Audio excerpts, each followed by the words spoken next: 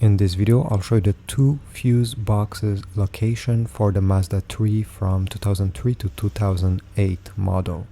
So the first one, you need to go on the left side of the steering wheel over here, and you see in the footwell there's a panel over here marked fuse.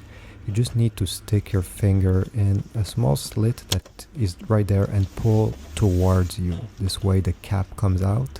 You see it says pull over here.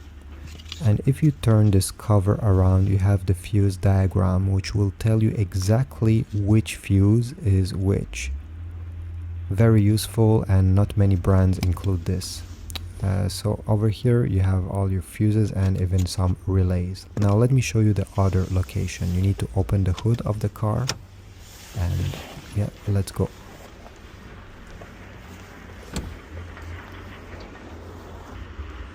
So right over here you see this is where your 12-volt battery goes, and if you check on the right side on this specific box, we need to open the lid to have access to the fuses and relays. The easiest way to do so, you need to take your thumb and push over there on the clip while at the same time lifting the lid. You see, push and lift. And there's a clip in the back too, but just by doing this it will be enough. And here we go, this is the lid. You see, this is the clip that was keeping it closed, and your fuses and relays are all over here. And on the lid, same thing, you have the diagram telling you which one is which.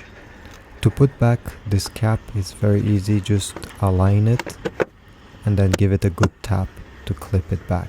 That's all. Thanks for watching, comment, subscribe, and I'll see you in the next video.